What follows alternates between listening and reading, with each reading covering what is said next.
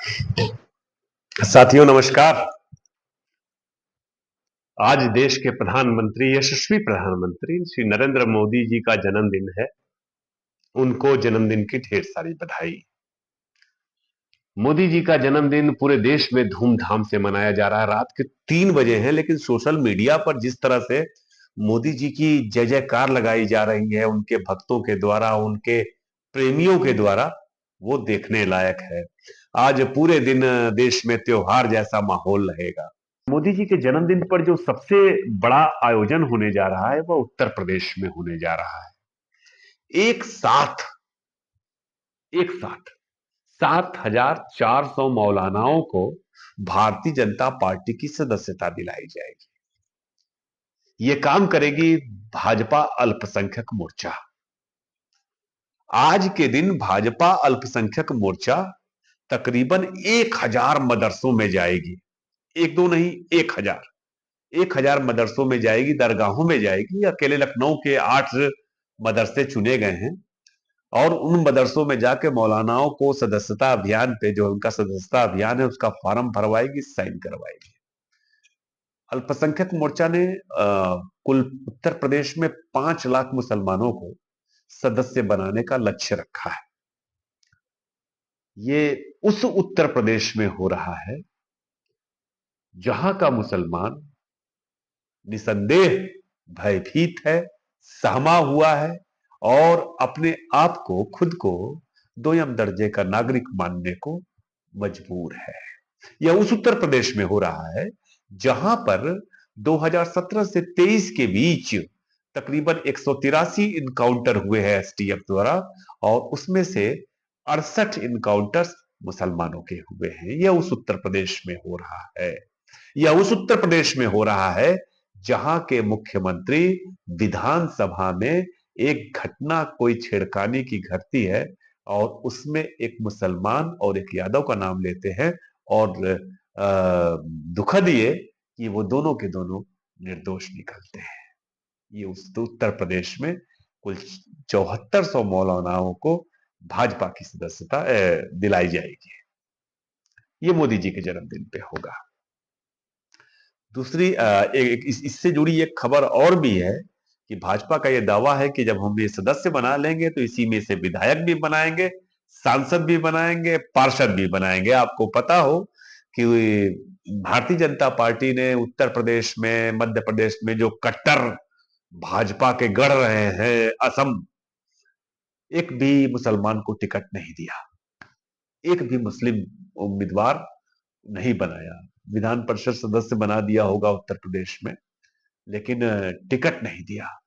और सिर्फ इतना ही नहीं, लगातार जो जिन प्रदेशों में मुसलमानों की संख्या ठीक ठाक है, अभी तो बंगाल में आप लोगों को पता होगा कि बंगाल में जब लोकसभा चुनाव खत्म हुआ तो एक बड़े नेता ने कहा भाजपा के कि अब सबका साथ सबका विकास की क्या जरूरत है।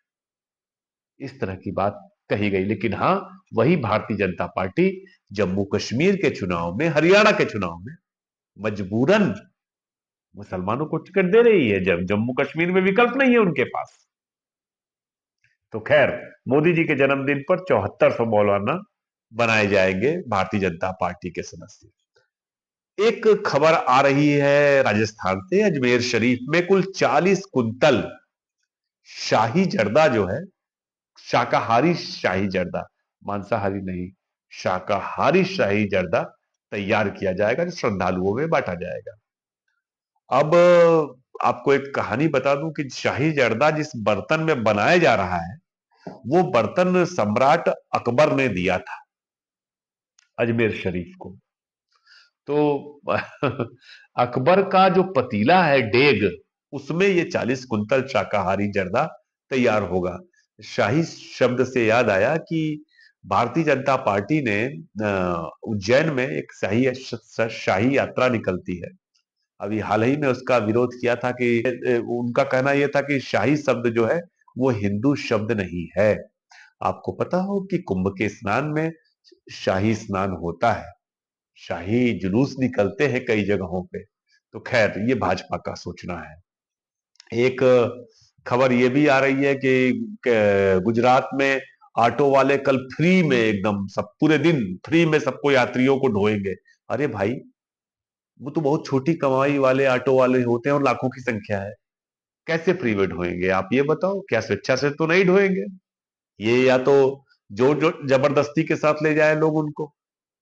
तो ये तो अपने आप में मुझे ठीक नहीं लगा कि इसमें ऑटो वालों से क्या फ्री सेवा लेना मोदी जी के जन्मदिन पे। मोदी जी का जन्मदिन बड़े अपने हमेशा अपने चर्चा में रहता है।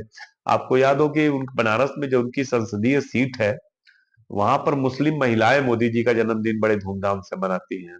तस्वीरें देखिए। खाली जन्मदिन में ऐसा नहीं है कि मोदी जी का आरती होता है फोटो का, इतना ही नहीं होता है, सोहर वोहर भी गाती है। आपको एक सोहर सोहर सुनिए, थोड़ा सा अच्छा लगे, थोड़ा सा मन खुश हो, तो फिर आगे की बात करते हैं। अरे हमारा बुझाता कि बबुआ जीएम होई है, नाना ई तो डीएम होई है हो। अरे हमारा बुझाता बबुआ जीएम होई है, नाना ई तो डीएम होई है हो। ए राजा जी, ए राजा जी, हे राजा जी हिंद के सितारा ई तस्वीम हुई है, ओहू से ऊपर पीएम हुई है हो। हे राजा जी हिंद के सितारा ई तस्वीम हुई है वो।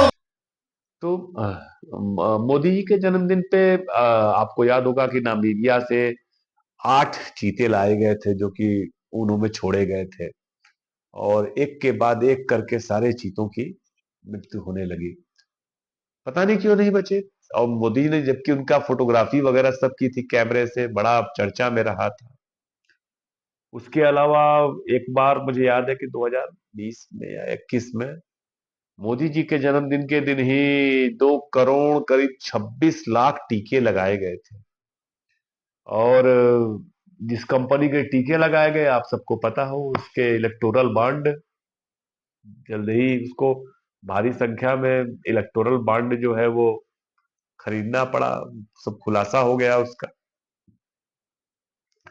तो मोदी जी का जन्मदिन अपने आप में हमेशा बहुत चर्चा में रहता है। मुझे उम्मीद है कि कल मोदी जी कुछ खास इस देश के लोगों को उपहार देंगे, कुछ नई घोषणा करेंगे। लेकिन बेहतर यह होता कि मोदी जी कल मणिपुर जाते। मणिपुर में स्थिति बहुत खराब है, बहुत ज्यादा खराब है। अभी आज खबर आ रही थी मेरे पास, मुझे 2 दिन बाद पता लगा कि एक महिला के पेट में के बच्चे की 9 महीने का बच्चा पेट में वो मारा गया, और जिसके बाद बहुत हिंसा भड़क गई पूरे मणिपुर में। मैं कुछ तस्वीरें देख रहा था कि पुलिस के गाड़ी के ऊपर तमाम छेद बने हुए हैं पूरी गाड़ी पर, और बहुत लाइन ऑर्डर की सिचुएशन खराब है। अगर मोदी जी चले जाएंगे वहां पे ना, तो ये उनके जन्मदिन के दिन मणिपुर को बहुत बड़ा उपहार होगा। और दूसरी बात यह है कि ठीक है, अपने जन्मदिन पे आप मौलानाओं को सदस्यता दिलाइए, अजमेर शरीफ में शाकाहारी जर्दा बनवाइए, मुस्लिम महिलाओं के साथ मुस्लिम महिलाओं से सोहर गहवाइए।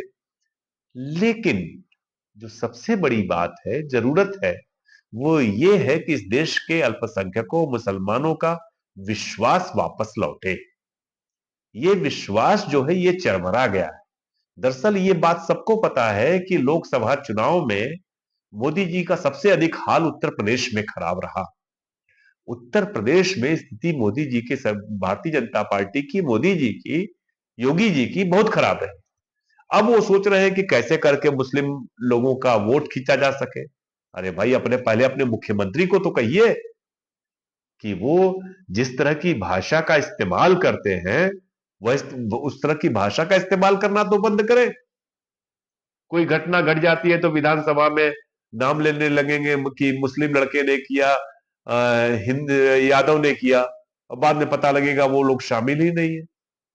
तो अपनी भाषा को संयत करना बहुत जरूरी है दोनों लोगों के लिए। और निश्चित तौर पे मोदी जी से इस देश को बड़ी अपेक्षाएं हैं, क्योंकि वो देश के प्रधानमंत्री हैं। मोदी जी को ढेर सारी बधाई, खूब लंबी उम्र जिए। 74 साल है, एक आध बार और प्रधानमंत्री बनने के लिए ट्राई करने में कोई बुराई नहीं है। लेकिन ये नफरत की राजनीति छोड़नी होगी। नमस्कार।